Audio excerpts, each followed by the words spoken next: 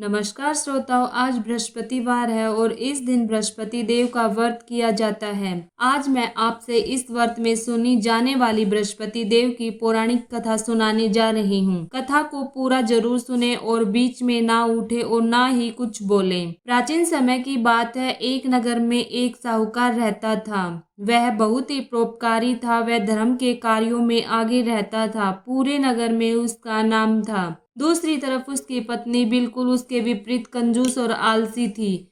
उसे ये सब बिल्कुल पसंद नहीं था, क्योंकि लोगों के घर में आने से उसका काम बढ़ जाता और वह आराम नहीं कर पाती थी। जब साहूकार घर में नहीं होता और कोई आता तो उसे बिना मदद के वापस भेज देती।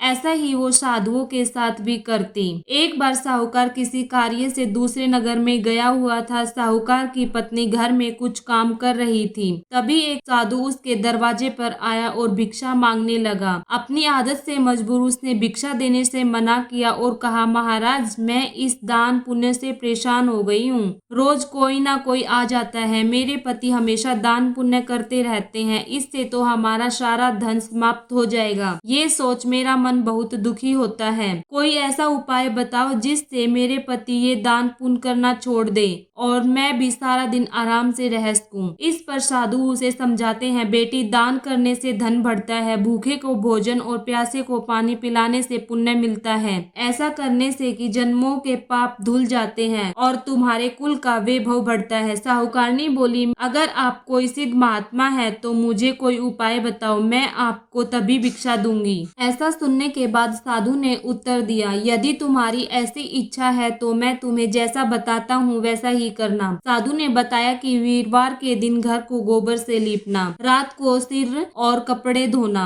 पति को बाल कटवाने को कहना, घर में शाम को सूर्य ढलने पर झाड़ू लगाकर चूल्हे के पीछे इकट्ठा करना, पहली रोटी पति को और आखिरी खुद खाना। ऐसा करने से कोई तुम्हारे घर में नहीं आएगा और ना ही तुम्हारे पति दान पुण्य करेगा और तुम शांति से रह पाओगी। साहूकारनी ने ऐसा ही किया। कुछ महीने ही बीते थे। लोगों का आना कम होने लगा। यह देख वह बहुत खुश रहने लगी। उधर साहूकार परेशान रहने लगा। उधार दिया पैसा वापस नहीं आ रहा था और धीरे धीरे उधार दिया पैसा डूब गया। अनाज के भंडार खत्म होने लगे। एक दिन साहूकार पत्नी से बोला, ये नगर बेईमानों से भरा हुआ है।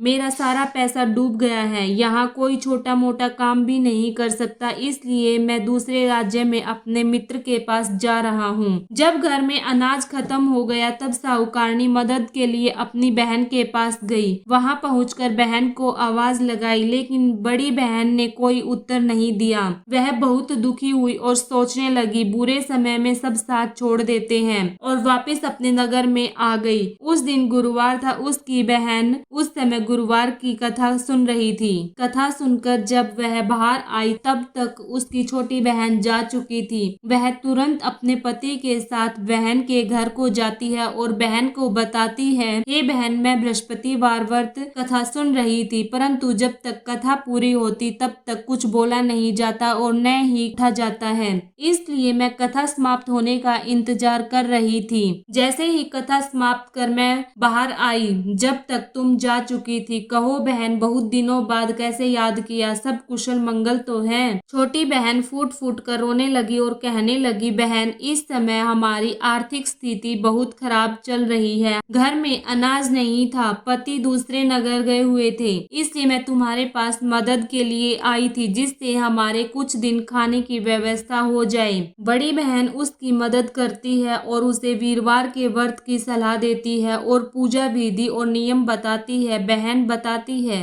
दिन बाल न कटवाए और सिर ना धोना चाहिए, पीले वस्त्र पहनने चाहिए, शाम के समय झाड़ू ना लगाए, पीला भोजन करे, बृहस्पति देव को गुड़ चना अर्पित करे, केले के पेड़ की पूजा और पानी अर्पित करे। ये सुन उसे साधु की बात याद आई। जाने अनजाने में उसने क्या मांग लिया, उसे अपनी गलती का आभास होता है। उसने वो सभी काम किए जिनसे लक्ष्मी माँ और बृहस्पति देव नाराज होते हैं। अगले हफ्ते जब गुरुवार का दिन आया तो वह 21 व्रत का संकल्प लेकर बृहस्पति देव का व्रत शुरू करती है और अपने कर्मों के लिए माफी मांगती है। 5 व्रत पूर्ण होने पर उसका डूबा हुआ पैसा वापस आने लग गया। घर की आर्थिक स्थिति सुधरने लगी जब अब साहूकारनी ने आलस छोड़ दिया और दरवाजे पर आए साधु व भूखे को भोजन करवाती और नियम के साथ व्रत करती। दूसरी तरफ साहूकार मित्र के यहाँ लेन देन का काम संभालने लगा। एक दिन उसके दरवाजे पर साधु भेष में बृहस्पति देव आते हैं और भिक्षा मांगते हैं। साहूकार अपने हिस्से का भोजन उन्हें खिलाते हैं। साधु महाराज कहते हैं, बेटा किस चिंता में हो? साहूकार ने अपनी सारी पुरानी बातें साधु को बताई। साधु महाराज बताते हैं, तुम्हारी पत्नी ने बृहस्पति देव का अनादर किया था, जिस कारण तुम्हें यह कष्ट भोगना पड़ा। अब तुम चिंता ना करो और मेरे कहे हुए मार्ग पर चलो, तुम्हारे सब कष्ट दूर हो जाएंगे और पहले से भी अधिक धन संपत्ति भगवान की कृपा से प्राप्त होगी। साधु ने बृहस्पति देव को मनाने के लिए वीरवार के दिन उनके व्रत करने को कहा। अगले वीरवार से साहूकार ने पूरे विधि विधान से 11 व्रत का संकल्प लेकर व्रत शुरू कर दिए और बताए अनुसार सारे नियमों का पालन किया। जब चौथा वीरवार आया तो वह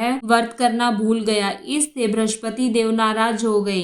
एक दिन राजा ने पूरे नगर में महाभोज व यज्ञ का आयोजन करवाया और सभी नगरवासियों को निमंत्रण भेजा।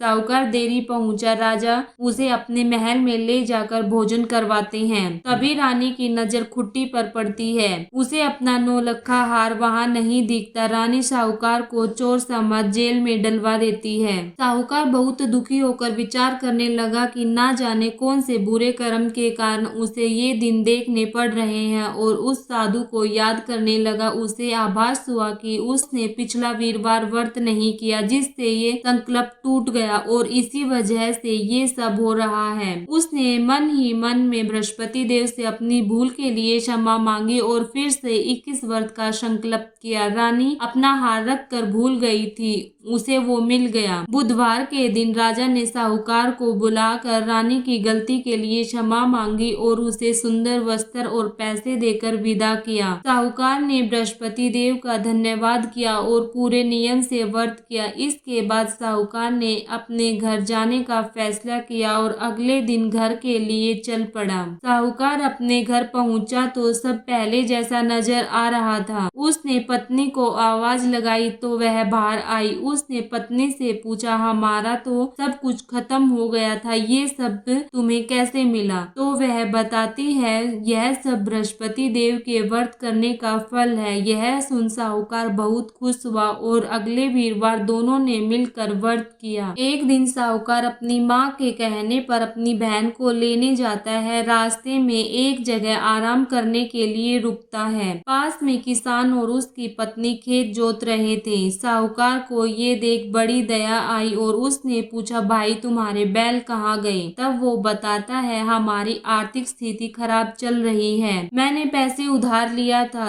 जिसे मैं चुका ना सका तो लेनदार मेरे बैलगाड़ी ले गए। बरसात होने वाली है, खेत नहीं जोते तो हम भूखे मर जाएंगे। साहूकार उनकी मदद करते हैं और बृहस्पति देव के व्रत के बारे में बताते हैं कि कैसे बृहस्पति देव ने उनका जीवन बदल दिया। तुम्हें भी बृहस्पति देव व्रत करना चाहिए। साहूकार अपनी बहन के घर पहुंचता है। बहन ने भाई का खूब स्वागत किया।